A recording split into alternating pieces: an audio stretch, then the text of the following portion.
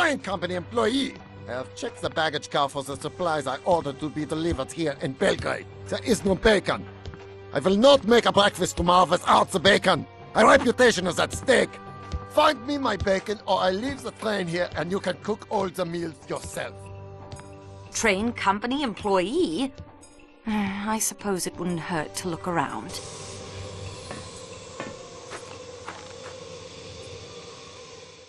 This will be a brief stop to take on supplies, mail, and to add the Athens-Paris coach. There will be few, if any, passengers in this weather. Like it or not, I'd better find the bacon for tomorrow's breakfast.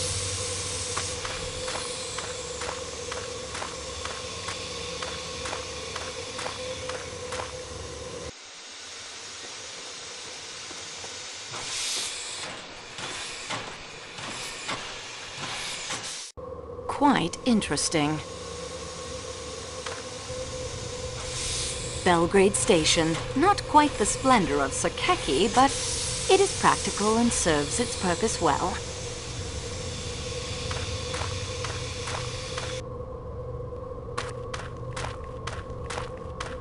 The fountain looks rather forlorn in this weather.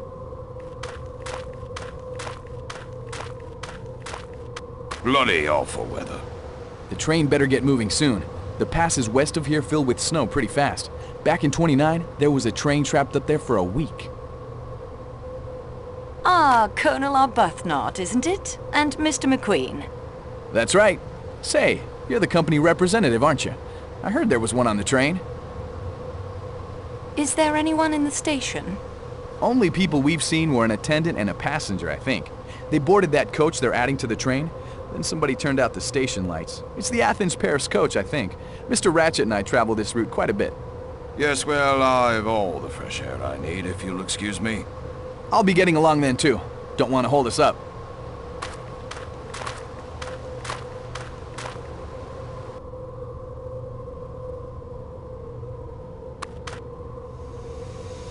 The architecture of the station is unremarkable, to say the least.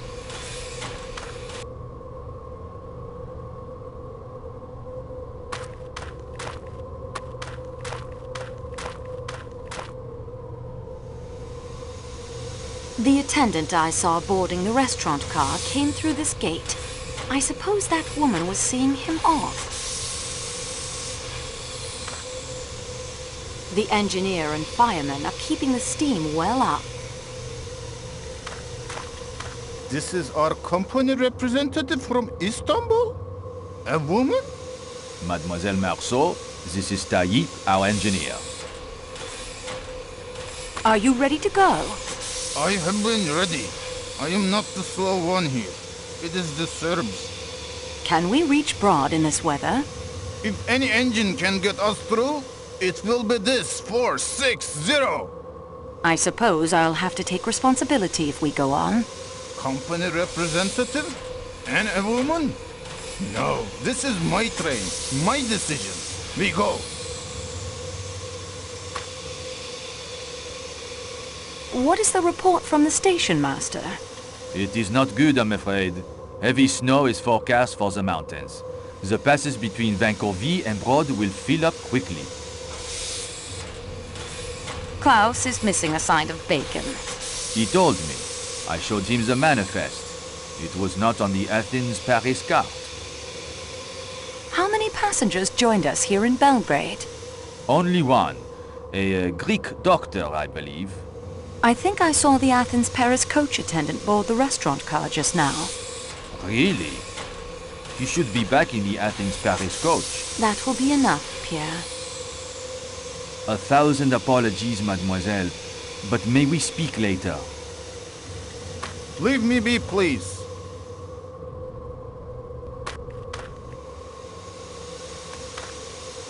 Antoinette, you're in Belgrade. You can't read these tags. Serbian, I suppose. It would have to be Serbian.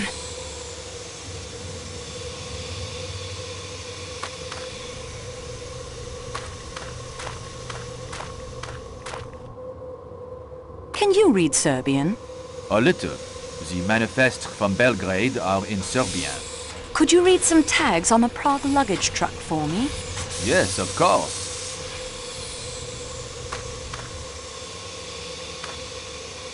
That is, I believe, toilet paper, mademoiselle. Slanina, we have found Klaus's bacon, mademoiselle Marceau. Will you take it to him so we can get underway? At once.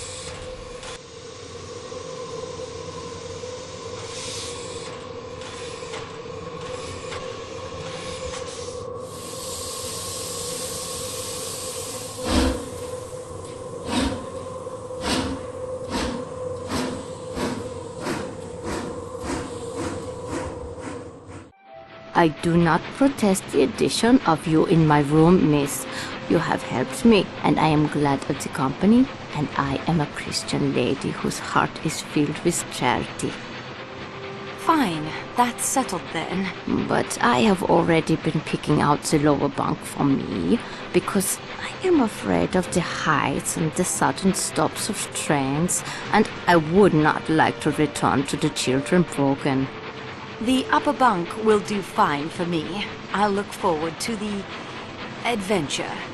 And now, miss, excuse me, please. I will go to the WC, as you call it. I was educated in England, but I'm French. Oh? I was educated in Sweden, and I'm Swedish. You call it the toilet? Am I going to the toilet? Mademoiselle Olsen, how you spend the next few minutes of your life is entirely your own private affair. Yeah, it is.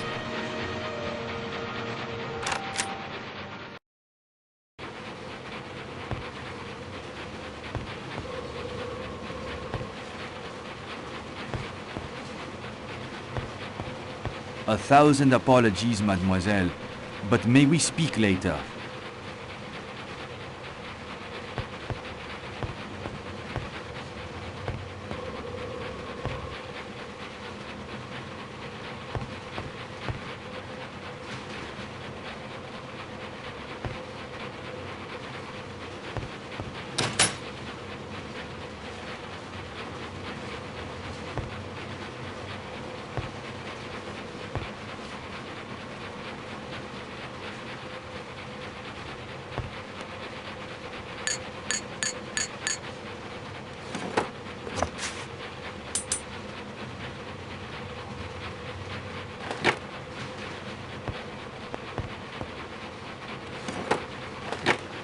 Those cabinet.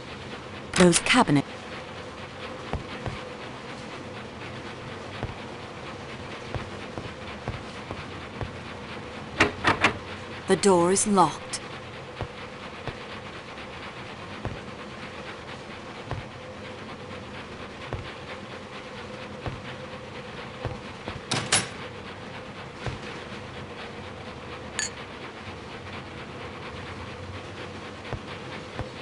That guy is the most stuck-up human being I've ever met, even for an Englishman. Ratchet's a valet? Yeah, master. Glad I'm not traveling in the same room with him. Oh, I like everybody. And him, he is as quiet as a little mouse. You're welcome to him, that's my view. Deal the cards.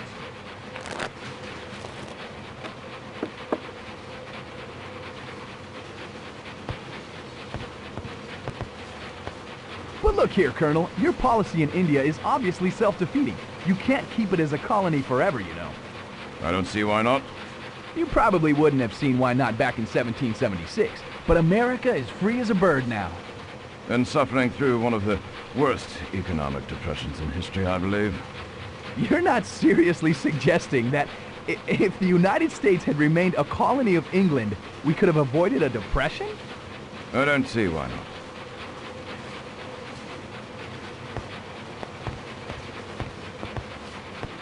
It's completely quiet in there.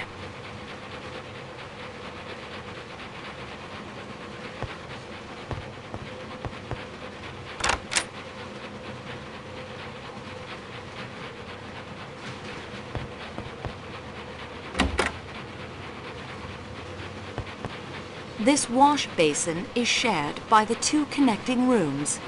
I cannot take these towels. They're of too fine a quality to waste on detective work. There must be something else I can use. This door is tightly locked. Nothing of interest here.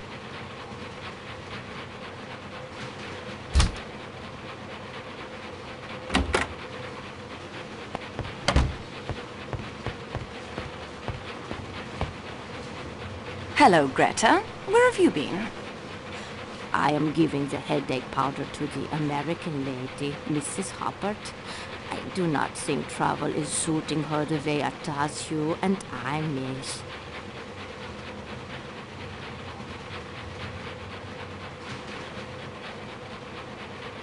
I am very tired.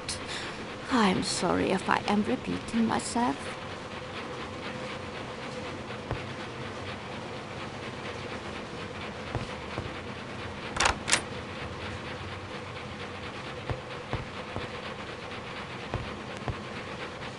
I can't hear anything.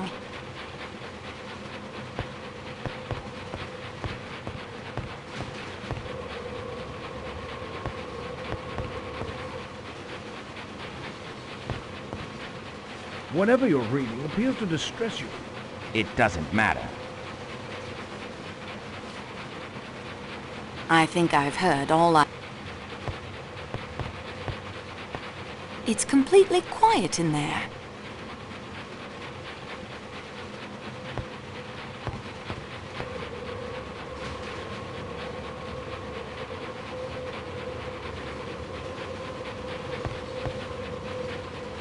Oh, Rudolph, it is a nightmare.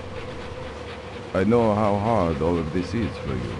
The only good thing about nightmares is that eventually we wake up. Will you help me to be strong?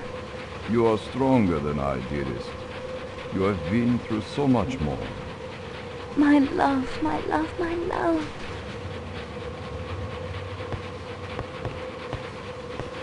I can't hear anything. I think I've heard. I think I... Mr. Snagsby is dismayed to see, standing with an attentive face between himself and the lawyer at a little distance from the table, a person with a hat and a stick in his hand, who was not there when he himself came in and has not since entered by the door or by either of the windows. Yet this third person stands there with his attentive face and his hat and his stick in his hands and his hand behind him, a composed and quiet listener. He is a stoutly built, steady-looking, sharp-eyed man in black of about middle age, except that he looks at Mr. Snagsby as if he were going to take his portrait. There is nothing remarkable about him at first sight but his ghostly manner of appearing. Enough, Schmidt. Detectives are not so superhuman as Mr. Dickens suggests. They are as human as you or I. Now, I will rest for a short while. Yes, Your Excellency.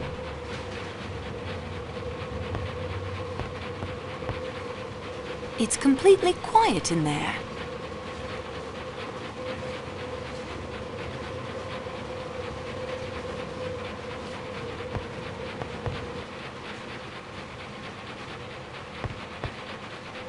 Not a sound. Mademoiselle, what are you doing?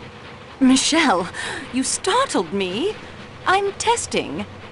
Monsieur Booth tells me there have been complaints from passengers that the compartments are not as soundproof as they might be, so I am testing to see if improvements can be made. You are certainly being very thorough, mademoiselle.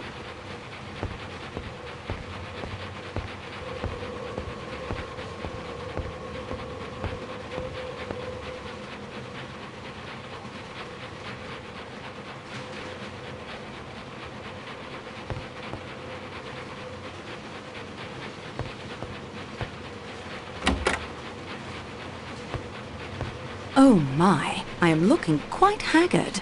Detective work and cold weather wreaks havoc on the skin. There are no tissues left in the box. quite modern.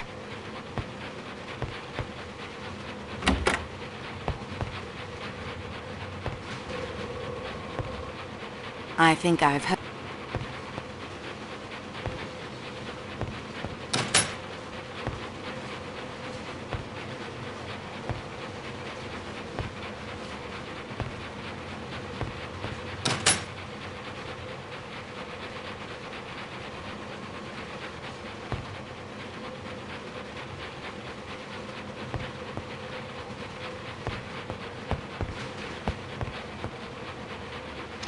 I just don't have the appetite right now.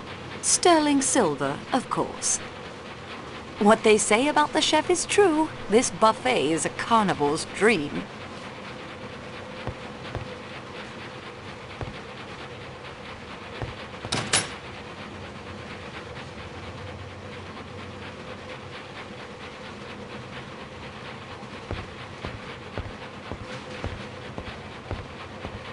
Were you following me, Mademoiselle Marceau?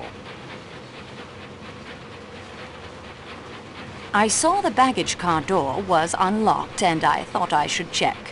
I was collecting some biscuits and an extra blanket for Princess Dragomirov. Ah, good. That is the explanation then. May I suggest you return to the Calais coach, Mademoiselle? I'll lock up here. Yes, of course. Thank you. I will see that all is secure here. Do not worry.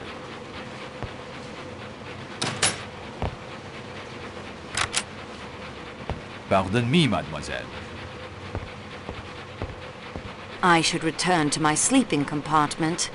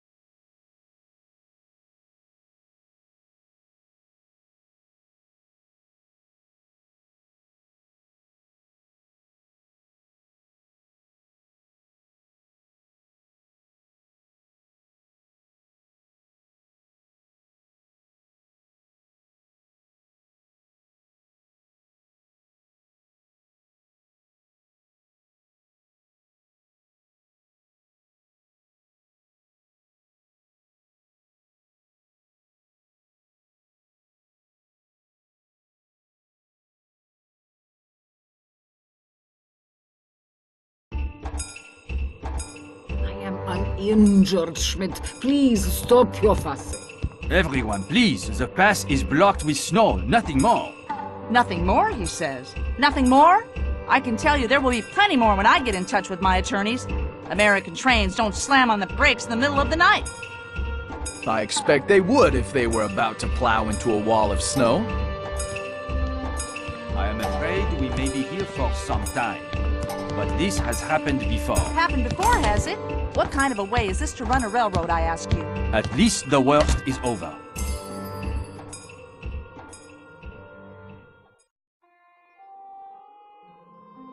Monsieur Poirot, I'm so sorry. I apologize for the train company, for Monsieur Booth, and for me personally. Calm yourself, Mademoiselle Marceau. I hold none of you at fault. Not even the engineer, who undoubtedly saved us from being buried by the avalanche. You have sprained your ankle. It is not Poirot who has sprained his ankle, mademoiselle. It is the train who has sprained it. Yeah, the reason I do not sleep in the upper berth is to avoid pain. Perhaps I should have slept on the floor. Thank you both for your attentions. If you would now please to allow me to suffer alone. If you like.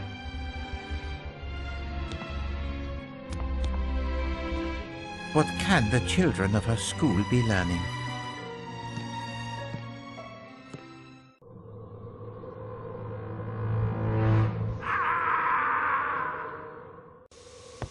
Was that a cry?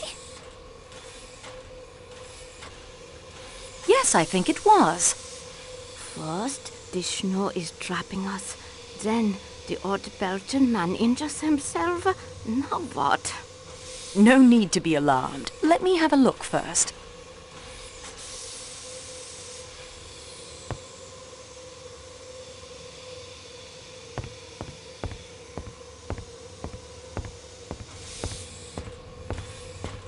Ce n'est rien. Je me suis trompé. Bien, monsieur.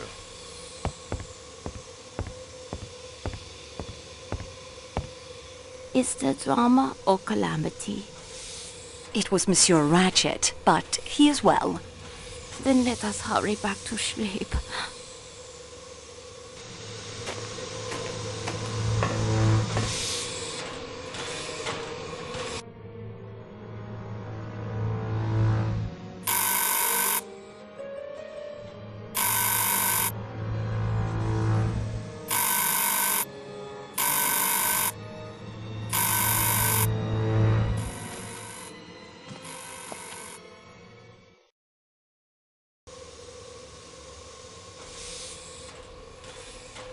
She's deeply asleep. I'd even hazard to call it the sleep of the just.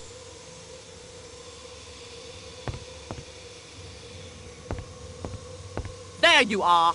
I've been ringing and ringing. I beg your pardon, madame. Voulez-vous quelque chose? You require? There is a man in my compartment. But madame, as you can see, there is nowhere a man could hide himself. I woke up and a man was there. I felt it. You say yourself, madame, that your door was bolted. How did he enter? How did he depart? Avalanches, intruders. What's next?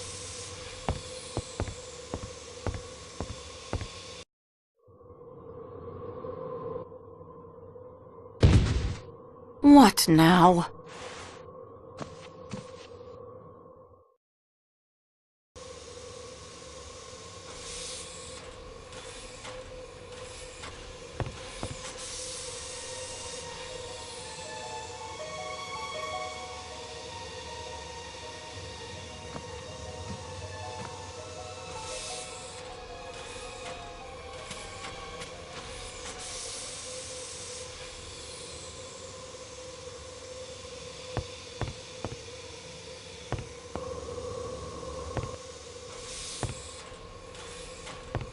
Michelle, who was the woman in the scarlet kimono?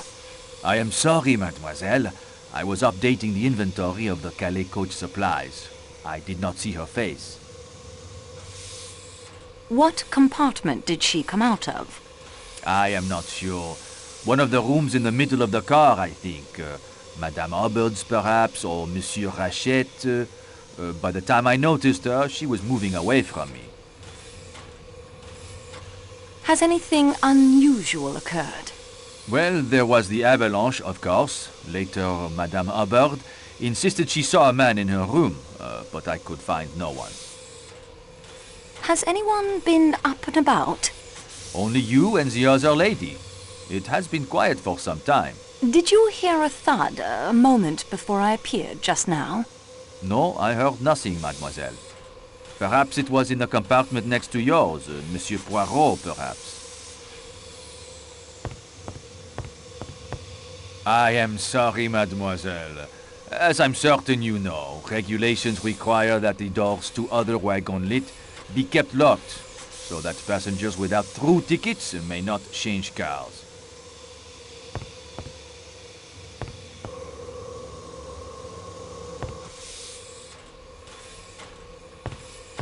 Mademoiselle, please, do not disturb the other passengers.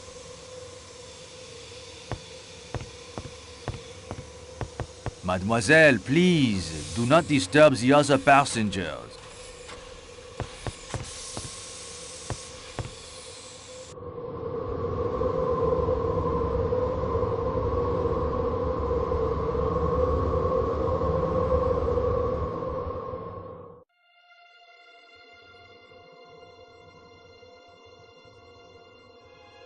My daughter said it would be the easiest way in the world.